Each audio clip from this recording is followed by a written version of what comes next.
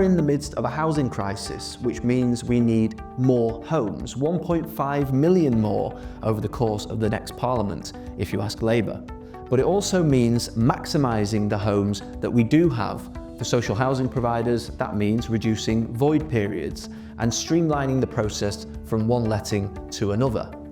I'm Dan Whelan, Deputy Editor of Place Northwest, and joining me today to talk about this is Alistair Carruthers of Helpthemove. So, Alistair, tell me a little bit about Helpthemove, what it does and how you're trying to tackle this issue. We provide a void utility notification service to property managers across the country, which helps reduce time spent administering notifications to energy, water and council organisations by up to 90%. And it enables them to have the energy supply switch to a preferred supplier at point when the property becomes void, and it allows them to unlock free void energy credit to cover the void bills. So it's all about speeding up that process from when one person leaves a property to another person coming in. That's where you fit into this whole jigsaw, isn't it? And you said that you have clients from across the sort of rental sector, from social to build to rent. We're going to talk about the social side of things today, aren't we? Where that need for speed, if you will, it is crucial, isn't it? Tell me a little bit more about that and the challenges that the social housing sector is facing. Yeah, absolutely. So social housing providers, the biggest problem they face generally is they get properties back day in, day out that don't have any power.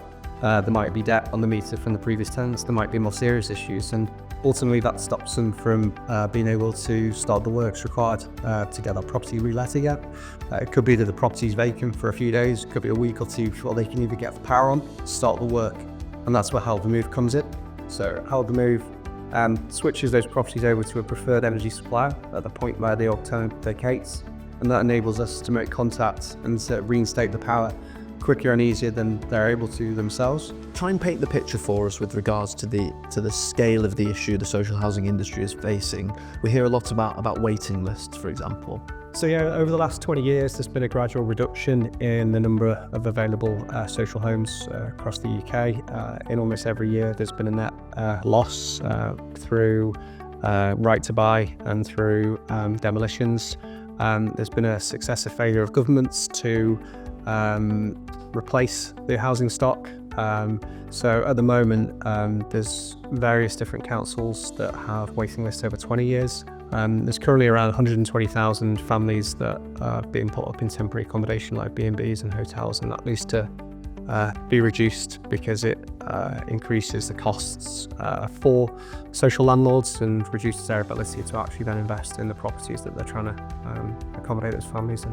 So, Alistair, what is the average sort of void time and how much quicker could that be?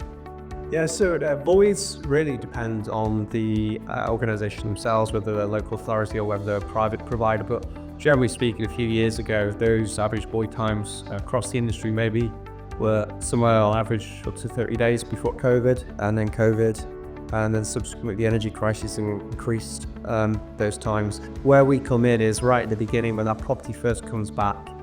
They get a property back from a tenant who might have been in there for a couple of years, they might have been there for 10 or 15 years. They don't know who the energy supplier is, they don't know what type of meters are in the property, but that's where we come in. So they report any issues they find with the supply on the meter, and we will speak to that existing supplier and we'll get that meter reset. And how much can decreasing those void periods help social housing organisations over, the course of several years? A lot of these providers have thousands of properties. It's a big impact, and spending time on hold to energy suppliers and the council, it can be 20, 30 minutes, even an hour in some cases.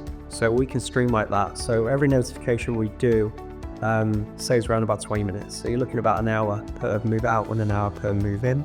On top of that, there's a couple of hours perhaps spent on hold, trying to speak to an energy supplier to get the meters reset, get change of tenancy done. So if you've got an average housing association that manages multiple thousand properties, we're saving quite a considerable amount of time every year.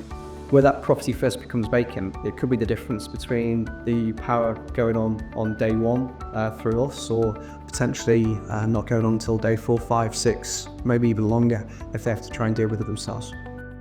Thank you very much for watching. To learn more about what you've heard today, go to helpthemove.co.uk, and for all the latest Northwest property news, visit placenorthwest.co.uk. helpthemove.co.uk.